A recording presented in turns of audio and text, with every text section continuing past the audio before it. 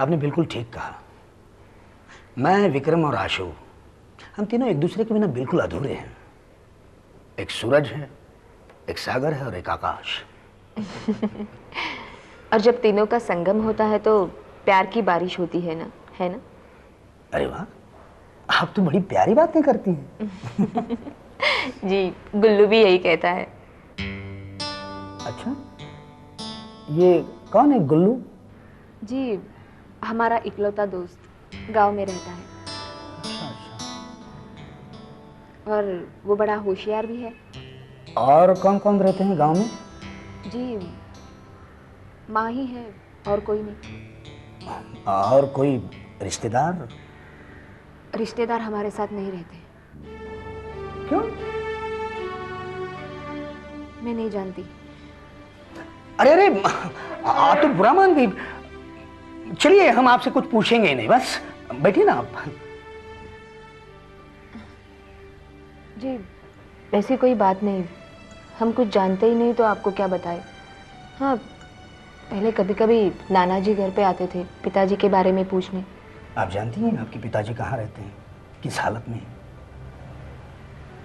जी नहीं। आपने कभी अपनी माँ से पूछा नहीं? छोड़िएगा इन बातों को।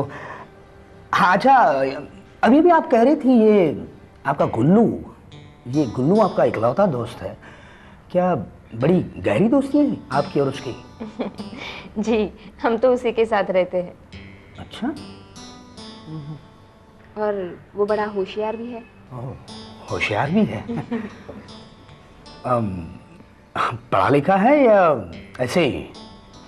जी हाँ, स्कूल में तो जाता है और पिछले 2 सालों से तो तीसरी कक्षा में ही बैठा हुआ है। इस बार भी इम्तिहान के वक्त उसकी हालत बहुत खराब हो गई थी। तीसरी? क्या उम्र क्या है उसकी? 11 साल का होगा। और गुल्लू के पिताजी भी क्या करे, गाय भैंसों को देखे या गुल्लू को संभाले। क्या हुआ? हाँ? क्या हुआ? नहीं नहीं, कुछ नहीं। अच्छा, ये कौन? आपका गुल्लू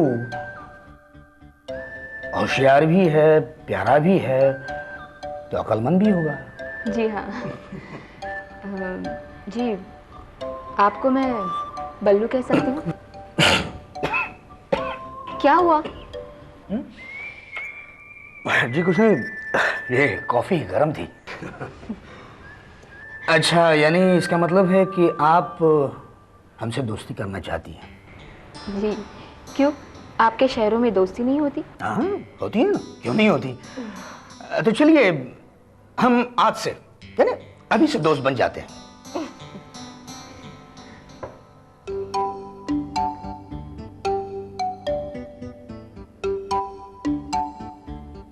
बुल्लू, बल्लू। शहर में न उनके कोई दोस्त था न रिश्तेदार, फिर भी वो शहर जाना चाहते थे अपनी किस्मत आजमाने।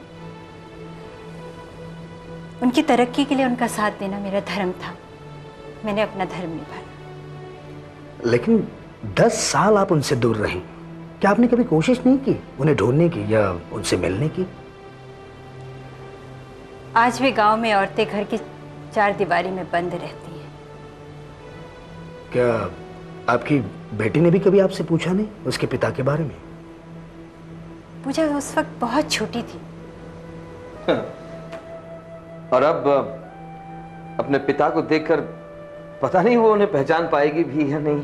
वो तो पहचान लेगी, पर उन्हें शायद कुछ याद ना आए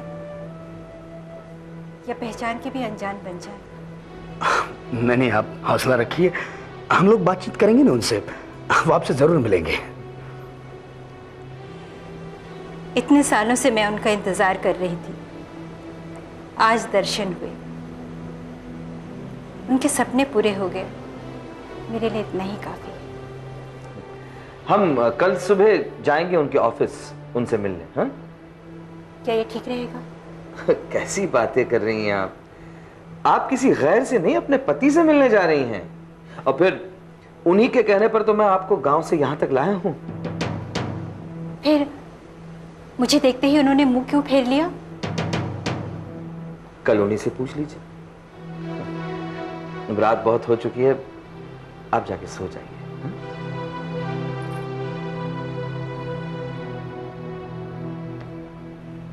यार विक्रम, तुम ये ठीक नहीं कर रहे हो। ये नो इमोशंस।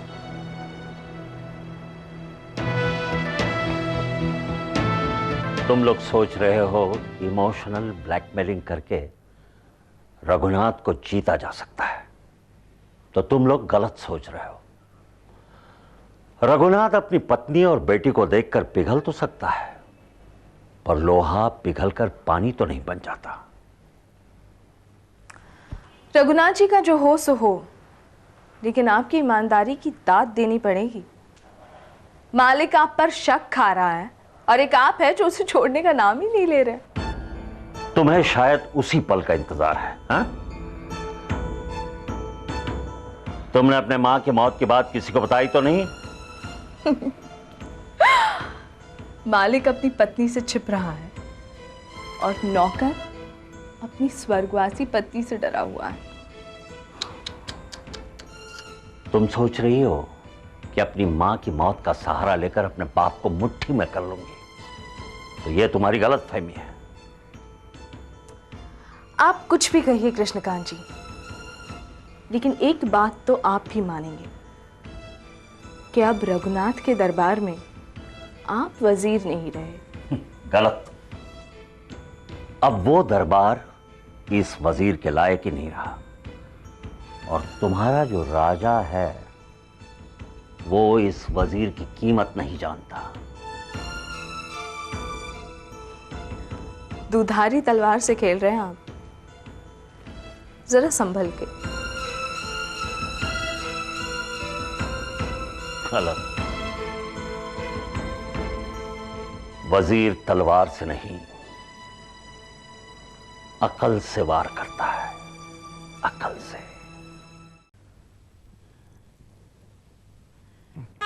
क्या हो रहा है तुम्हें?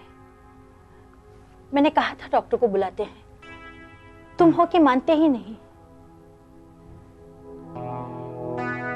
इतना बेचैन मैंने तुम्हें पहले कभी नहीं देखा था। क्या बात है?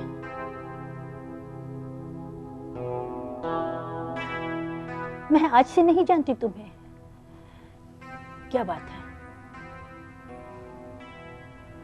शालू, तुमने मुझसे प्यार किया, मुझसे शादी की। क्या ये तुम्हारी मजबूरी थी या तुम्हारी जरूरत? ये कैसा सवाल है? जवाब दो शालू। इससे पहले तुम मेरे बारे में क्या जानती थी, सिवाय इसके कि मैं इस कंपनी का मैनेजर हूं? मैं ये भी जानती थी कि तुम मुझसे बहुत प्यार करते हो, और विश्वास था जिंदगी की आखिरी सांस चलने तक तुम करते रहोगे। शालू, अगर मेरी जिंदगी का कोई पन्ना अचानक तुम्हारे सामने आ जाए और उसमें कुछ ऐसा लिखा हो जो तुम्हें पता ना हो, तो क्या करोगे शालू? जैसा तुम कहोगे। आज तक वैसे ही तो होता रहा है। कोई तुम्हारा हक तुमसे छीनने की कोशिश करे, मुझे तुमसे अलग करने की कोशिश करे, तो तुम मुझ पर अविश्वास जता रहे हो। मैंने हमेशा तुम पर विश्वास ही जताया है शालू। तुम्हारी पिछली जिंदगी को भुलाकर मैंने तुम्हारा हाथ पकड़ा था। आज अगर उस हाथ को कोई छुड़ाने की कोशिश करे तो तुम क्या करोगी? रघुनाथ, औरत की जिंदगी में दो ही ऐसे रिश्ते हैं जिसे मौत भी नहीं छीन सकती। मां का रिश्ता और पत्नी का। मां का हक तो मेरे बेटे ने मुझसे छीन ली, लेकिन मैं तो उससे अलग नहीं हूं। और पत्नी का हक तो यमराज भी मुझसे छीन नहीं सके। किसकी हिम्मत है जो तुम्हें मुझसे छीने? तुम्हारे बेटे विक्रम की। इस जन्म में वो ऐसा नहीं कर सकता। अगर वो ऐसा सोच रहा है तो भूल कर रहा है। वैसा नहीं कर सकता। उसे उसके किए की सजा मिलनी चाहिए। जरूर मिलेगी, उसे सजा जरूर मिलेगी। यार गलती ना तो पूजा की है ना ही उसकी मां की। हम लोग अपने स्वाद के लिए उनका इस्तेमाल कर रहे हैं यार, और ये गलत कर रहे हैं हम लोग। ये फैक्ट्री की डिजाइन है, इसे आर्किटेक्ट से फाइनल कर लेना और उसे जमीन भी दिखा देना। मैं तुमसे कुछ कह रहा हूं विक्रम, और अब नहीं, जब से वो औरत और उसकी बेटी यहां आई है तभी से कह रहा हूं। सुन रहा हूं मैं, तभी से सुन रहा हूं। अशोक कुछ कहो ना इसे यार। कल वो रघुनाथ जी के सामने जाएगी, जानते हो उस पर क्या बीतेगी। बल्लू, तुम कुछ ज्यादा ही इमोशनल हो रहे हो। पहले से आदत है उसकी पुरानी। विक्रम, हम लोग रघुनाथ जी को एक बार साबित कर चुके हैं हम लोग क्या हैं और क्या कर सकते हैं। इस खेल में उस औरत को मत घसीटो यार, प्लीज। ये बजट की फाइल से सेव कर लो। बहुत फिक्र हो रही है तुम्हें उनकी, ना? ठीक है, तो ऐसा करो। क्या करूं मैं? बोलना चुप क्यों हो गया? क्या करूं मैं? देखो तुम दोनों फिर से शुरू मत हो जाओ, वो दोनों अंदर सोई हुई है।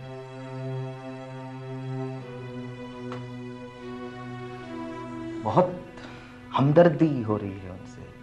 हाँ? तुम लोगों के कहने पर मैं रघुनाथ के और शालिनी जी के खिलाफ लड़ने के लिए तैयार हुआ हूं। तुम लोगों के कहने पर। अरे मैं तो सब कुछ छोड़ चुका था, सब हार चुका था। मैं अपने पैरों पर खड़े होकर एक साम्राज्य खड़ा करने का सपना देखा है मैंने, तुम लोगों की वजह से।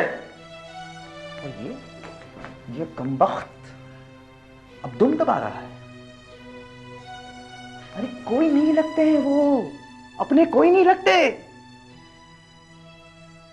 वो किसी की मां है या किसी की बीवी है या वो जो किसी की बेटी है, जो भी है, उनसे अपना कोई रिश्ता नहीं है। वो रघुनाथ के रिश्तेदार हैं। शालिनी जी को जो अपने सिंदूर पर नाज है ना, उस सिंदूर का सही रंग दिखाना है मुझे उन्हें। अरे अभी तो बहुत सारे हिसाब चुकाने बाकी हैं बल्लू, और इन सब चीजों में तुम लोग मेरा साथ दोगे, हर हाल में दोगे।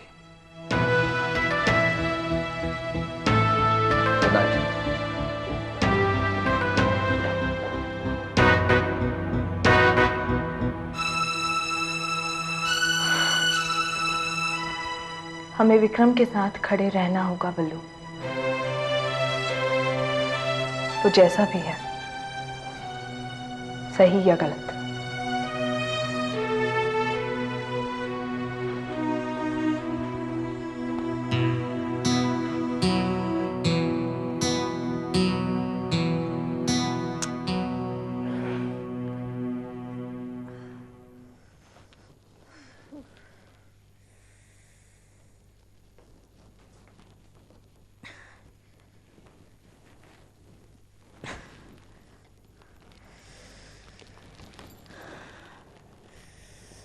हेलो डॉक्टर साहब, मैं शालिनी वर्मा बोल रही हूँ।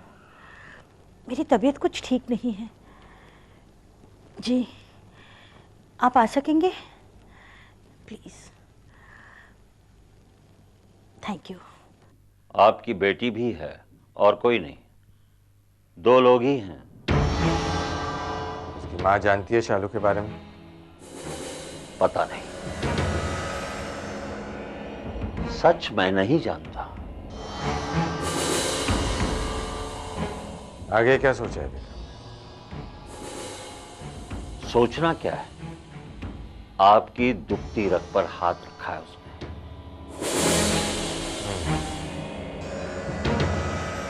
खामोश कर दूं उन्हें? सोचना।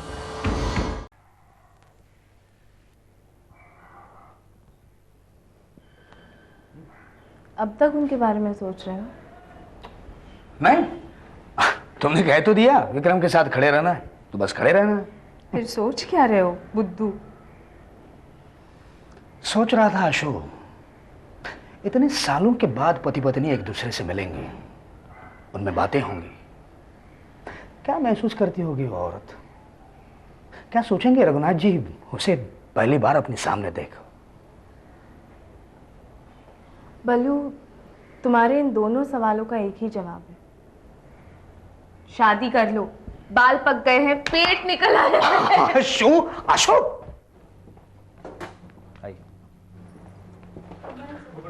मॉर्निंग मॉर्निंग मॉर्निंग मॉर्निंग, आइए ना। Morning morning. हेलो। हाँ, मैं रघुनाथ जी से बात कर सकता हूँ? जस्ट होल्ड ऑन, आपके लिए फोन। हेलो। हाँ, मैं डॉक्टर पटेल बात कर रहा हूँ। हाँ डॉक्टर साहब, कैसे याद किया? मुबारक हो, आप पिता बनने जा रहे हैं। अच्छा।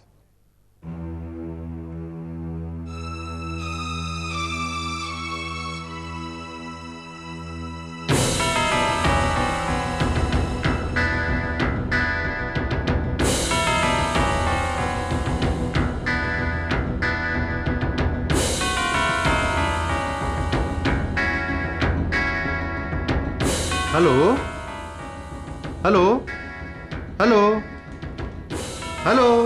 क्या हुआ? आई डोंट नो, लेकिन कोई बात नहीं कर रहा है। आइए।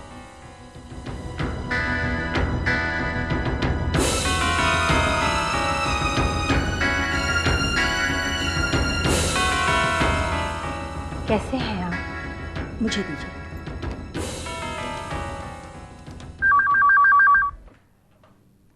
हेलो। हेलो कृष्णकांत जी, डॉक्टर साहब से इन्होंने बात क्यों नहीं की? थोड़ी देर के बाद फोन कीजिएगा। शंकर, ड्राइवर से कहो गाड़ी निकाले। मालिक, हमने अपना काम ठीक से कर दिया, आपकी अमानत आपके हवाले कर दी। चाचा जी, हम थोड़ी देर के लिए बाहर रुकें?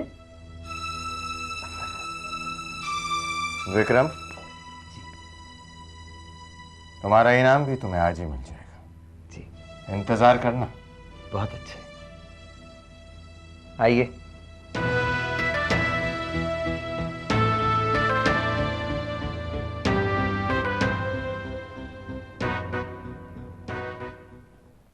आओ बैठो।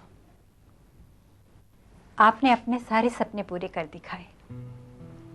ये जगह, ये आदमी, ये सारे ठाट बाट, ये सारे आपके हैं। आओ आराम से बैठो बैठो।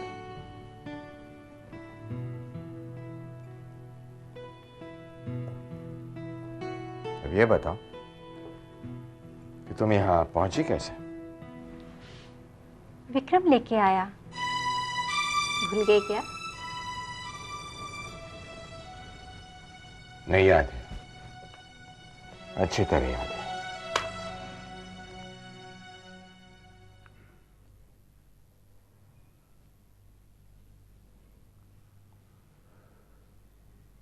अब सिगरेट पीने लगे हो?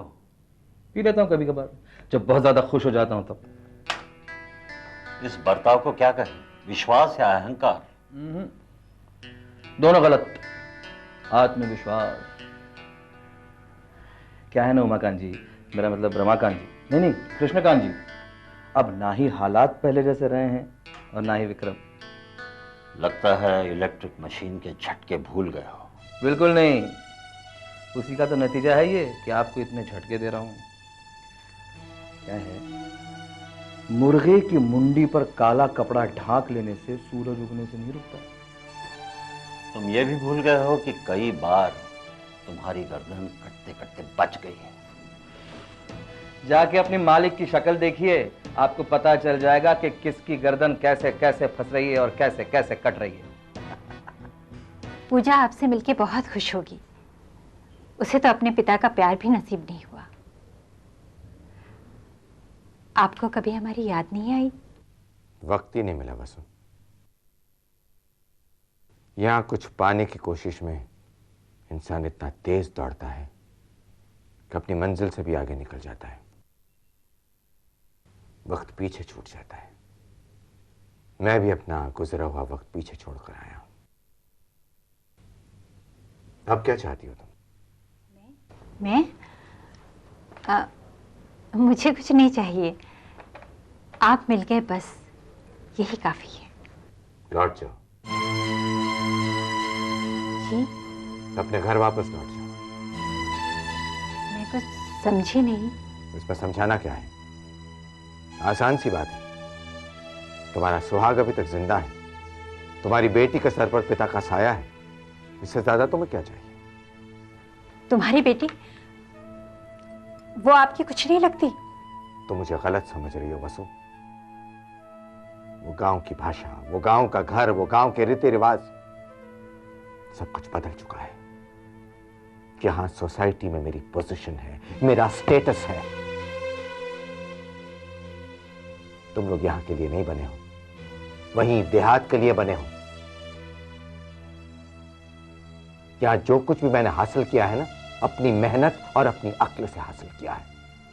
मैंने तकदीर अपने हाथों से लिखी है और उसी तकदीर को मिटाने की कोशिश की जा रही है।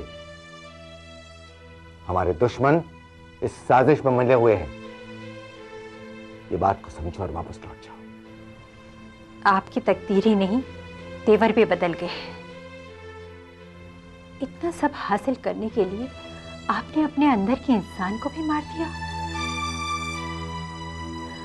माफ करिए, मैं कुछ ज्यादा ही बोल गई। ठीक कहा आपने। इंसान यहां नहीं, वहां रहते हैं जहां ऊंची इमारतें ना हो। पूजा से क्या कहोगे? यही कि इतनी सारी दौलत और शोहरत कमाई है उसके पिता ने कि उनकी याददाश्त खो गई। यहां तक अपनी पत्नी को भी नहीं पहचान पाए।